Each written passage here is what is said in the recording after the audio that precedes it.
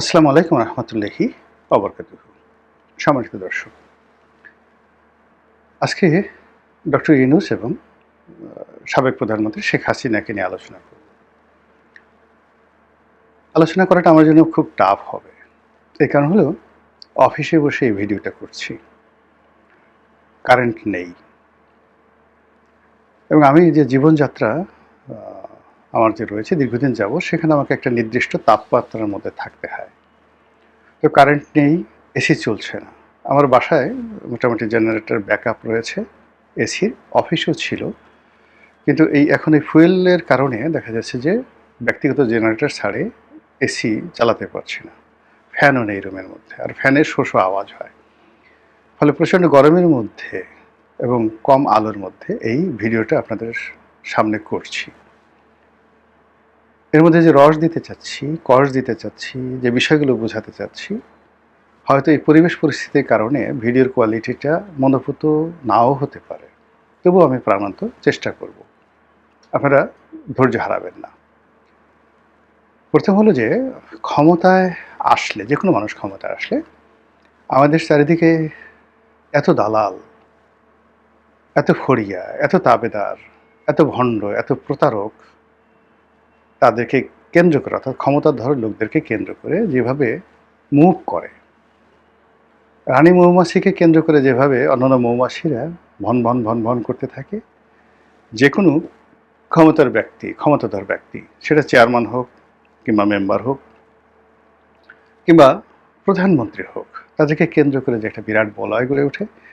এখানে আসলে সংশ্লিষ্ট ব্যক্তিবর্গকে খুব বেশি, তারা ইমানদার না হলে, একিনদার না হলে, আলেম না হলে, ওলামা না হলে, কিংবা তাদের যে জিহান যেটিকে বলা হয়, হৃদম, এটি যদি আরশে আজিমের সঙ্গে সরাসরি যুক্ত না থাকে, তাহলে টাউট বাটপারদের কবলে পড়ে তারা তাদের চরিত্র, চিন্তা, চেতনা, ধ্যান ধারণা সব কিছু হারিয়ে যখন পতিত হন, পতন হয় তাদের, তখন আর কিছু করার থাকে না।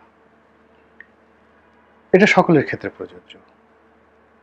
তো সেই দিক থেকে যখন শেখ হাসিনা ক্ষমতায় ছিলেন, ক্ষমতার একেবারে চূড়ান্ত পর্যায়ে পতনের ঠিক আগে ৩-৪ বছর আগে, তার দলের যারা টাউট বাটপার, তারা তাকে এমন কতগুলো উপাধি দেওয়া শুরু করলেন, যেগুলো শুনলে আপাত দৃষ্টিতে বাইরে যারা থাকে তাদের ভীষণ রকম বিরক্তি লাগে, আর যারাদের উদ্দেশ্যে বলা হয় তো তারা খুব এনজয় করে। যেমন ধরুন, আমি একজন সাধারণ মানুষ, এখন আমাকে যদি ১০-১২ জন আলেম ওলামা এসে বলেন, ইয়া হজরত, ইয়া আলিমুল মুলক, এই মুলকের সবচেয়ে বড় জ্ঞানী ব্যক্তি আলিমুল মুলক, যদি বলা হয় ইয়া সাহেবে সাদার, ইয়া সাহেবে আলম গোলাম মৌলা রানী মাদ্দাজিল্লুহুল আলী, দেখেন তো, মানে আপনারা শুনলে মনে করবেন যে গোলাম মোল্লা রানীকে টাউটারি করতেছে, কিন্তু ওরা এসে সামনে এমনভাবে অভিনয় করে, এরকম কিছু ঘটনা আমার জীবনে একেবারেই ঘটেনি, নট লাইক দ্যাট। তো ওই সময়তে আসলে মাথা ঠিক রাখা যায় না।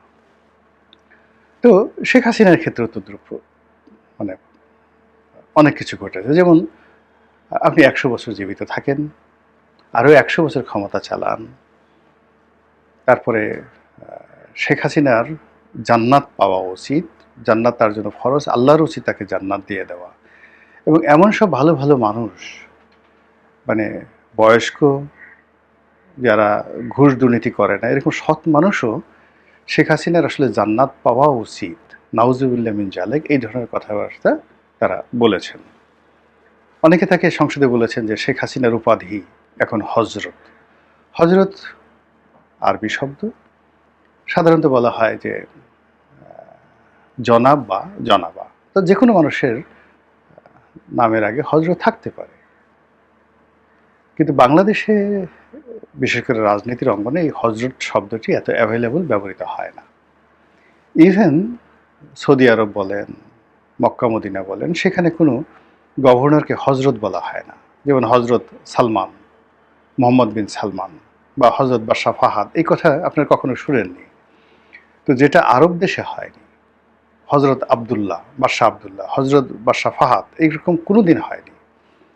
হজরত শব্দটি সাধারণত যখন মানুষ আধ্যাত্মিকতার একটা চরম লেভেলে পৌঁছে, মানুষ যখন মনে করে যে এর সঙ্গে একটা রুহানি সম্পর্ক আছে, তিনি বাতেনি অনেক বিষয় জানেন, রুহানি অনেক বিষয় জানেন, আল্লাহ তার হৃদয়ের মধ্যে এলহাম পাঠায়, তিনি অত্যন্ত উচ্চ মার্গের একজন আলেম, যিনি শুধুমাত্র শরিয়াতের নামাজ কালাম পড়েন না, মারেফতের অনেকগুলো বিষয় তিনি বুঝতে পারেন, তিনি ভবিষ্যৎ জানেন, তিনি অভিশাপ দিলে জ্বলে পড়ে ছারখার হয়ে যায়, আর তিনি যদি যাকে বলা হয় কারোর জন্য দোয়া করেন, আল্লাহ তার দোয়া কবুল করেন। এইরকম একটা পরিবেশ পরিস্থিতিতে যখন কোনো একটা মানুষ পৌঁছে যায়, আমরা তার নামের সঙ্গে সম্মানের সাথে হজরত উপাধি লাগিয়ে দিই। যেমন হজরত খানজাহান আলী, হজরত শাহজালাল, যেটা পাবলিক তাদেরকে দিয়েছে, জনগণ দিয়েছে তাদের মৃত্যুর পরে। কিন্তু ৮০-র দশকে, ৭০-এর দশকে এরকম অনেক পীর, তাদের ভক্ত মুরিদ শুধুমাত্র টাউটারি করার জন্য, বদমাইশি করার জন্য একজন লোকের সামনে বসিয়ে তার নামে হজরত অমুক কুতুব আলী, হজরত টুকুর আলী, হজরত পুংপুং আলী, এরকম নাম দিয়ে পুংকুম আলী, পীরে কামেল লাউখালি, পীরে কামেল লেবুকাঠি, পীরে কামেল বান্দরবনি, এরকম শব্দ, হজরত অমুক অমুক অমুক।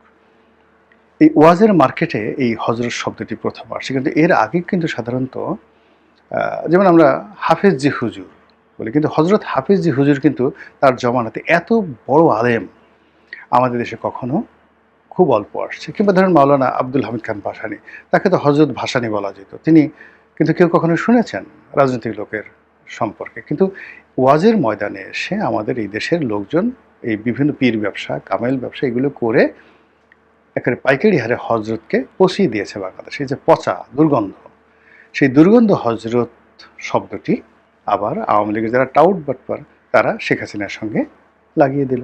ভালো কথা। এখন শেখ হাসিনা ব্যক্তিগত জীবনে ধর্মপরায়ণা, অনেক মানবিক গুণাবলী তার আছে, এবং গোপনে তিনি যে দান খয়রাত করার যে একটা রেকর্ড তার আছে, যারা জানেন তারা তাকে শ্রদ্ধা না করে পারবেন না। কিন্তু আর যাই হোক না কেন, আমাদের দেশে যে হজরতের যে ভূমিকা, হজরতের যে গুরু গাম্ভীর্যতা, সেটা আসলে রাজনৈতিক ব্যক্তিদের সঙ্গে যায় না। এই গেল হজরত শেখ হাসিনার অবস্থা। এখন আসেন আল্লাহর ওলি। আমি প্রথম দিন থেকে বলছি যে সকল আমাদের দেশের ওয়াজের বক্তা তাকে আল্লাহর ওলি বলার চেষ্টা করছেন, আল্লাহ থেকে বিশেষ নির্দেশপ্রাপ্ত হয়ে আসছেন, তার বিরোধিতা করা যাবে না, ইসলাম মুসলমানিত থাকবে না। শেখ হাসিনার সম্পর্কে অনেক ওয়াজের ময়দান থেকে বলা হতো যে শেখ হাসিনার বিরোধিতা করলে ঈমান থাকবে না। তো এই সকল ভণ্ড যারা লোকজন রয়েছে, তারা এই ডক্টর মোহাম্মদ ইউনূসকে আল্লাহর ওলি বানিয়ে দিয়েছেন, ইমাম মাহেদির পর্যায়ে তাকে নিয়ে গেছেন, হজরত ঈসা আলাইহিস সালামের কাছাকাছি তাকে পৌঁছে দিয়েছেন এই গত 18 মাসে। অথচ এই লোকটি 4 কলেমা জানে কিনা সন্দেহ, কিংবা ওই যে আমরা আমান্তু বিল্লাহি ওয়া মালাইকাতিহি ওয়া কুতুবিহি ওয়া রাসূলিহি, এইটা উনি জানেন কিনা আমার কাছে যথেষ্ট সন্দেহ রয়েছে। উনি দোয়া কুনুত, আত্তাহিয়াত, এই সমস্ত মানে যেগুলো basic and fundamental knowledge of a Muslim, একজন মানুষের, মুসলমান একের গ্রামের সাধারণ মানুষও সেই জায়নামাজের দোয়া, ইন্নী ওয়াজজাহতু ওয়াজহিয়া লিল্লাহি, এটা জানেন। কবর জিয়ারতের দোয়া জানেন। তারপরে সেই জানাজার যে নিয়ত সেটা জানেন। তারপর 2 ঈদের 2 জামাতের যে আরবি নিয়ত সেটা জানেন। আমি লিখে দিতে পারি। এই যে কথাগুলো বললাম, এগুলো ডক্টর মোহাম্মদ ইউনূস জানেন না।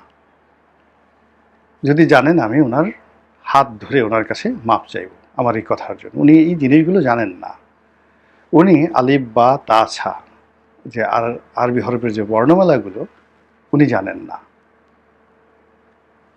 তো এরকম একটা মানুষকে যারা কোরআনের তাফসীর করে, যারা বিখ্যাত আলেম, তারা আল্লাহর ওলি বানিয়ে দিল। এরকম ওলি আমরা কখনো দেখিনি। ফলে এই লোক টুপি পরলেন, এই লোক ওলি সাজার চেষ্টা করলেন, এবং করে তিনি এমন সব কাজ করে গেলেন যেই কাজের ফলে আমাদের এই দেশ জাতি হাজার বছরের ইতিহাসে আমরা যে গোলামিতে কখনো পড়িনি, যে গোলামি চুক্তি আমেরিকার সঙ্গে করা হয়েছে, সেটা মানে আমাদের ইতিহাস, আমি ইতিহাসের ছাত্র হিসেবে কখনো দেখিনি। কিন্তু এই মানুষটিকে বেপরোয়া বানালো যারা, এই মানুষটিকে মানে এই মানুষটির মধ্যে এরকম একটা ধারণা ঢুকিয়ে দেওয়া হলো যে আপনি যেটা করবেন ওটাতে আল্লাহর সায় আছে, আপনি এই কাজগুলো করার জন্য আল্লাহ আপনাকে নাজিল করেছে, আপনাকে গড়ে তোলা হয়েছে, আল্লাহ বিশেষ কায়দায় আপনাকে গড়ে তুলেছে। এই যে বিভিন্ন মাহফিল থেকে বিভিন্ন ইসলামী যারা লোকজন রয়েছেন, বক্তা রয়েছেন, তারা তাকে যে সর্বনাশটা করে দিয়েছেন, সেই সর্বনাশটা আজ 18 কোটি মানুষের উপর পড়েছে। আমরা যেভাবে ক্ষতিগ্রস্ত, ইনুস সাহেবও ক্ষতিগ্রস্ত, শেখ হাসিনাও ক্ষতিগ্রস্ত। তো এই যে আলা হজরত শেখ হাসিনা বা হজরত শেখ হাসিনা বা মাদ্দা জিল্লুহুল আলী, তারপরে অলিউল আজম বা অলিকে যে গাউস উল আজম ডক্টর মোহাম্মদ ইউনুস রহমতুল্লাহ আলাইহে, এই যে জিনিসগুলো যারা শিরক করার চেষ্টা করছে, বিদাত করার চেষ্টা করছে, এটা কাফের কুফুরির চেয়ে তো খারাপ। মুনাফিকের একটা লিমিট আছে। আব্দুল্লাহ ইবনে উবাইও এই কাজগুলো কখনো করেনি। সেই কাজগুলো আমাদের দেশের যারা লোকজন করেছেন, এরা আবার এখন নতুন করে পীর খুঁজছেন, নতুন করে হজরত খুঁজছেন, নতুন করে আল্লাহর অলি খুঁজছেন। আল্লাহ এই যাকে বলা হয় জাহেলিপনা থেকে এই দেশ এবং জাতিকে রক্ষা করুন। আসসালামু আলাইকুম রহমতুল্লাহি ওয়া বারাকাতুহু।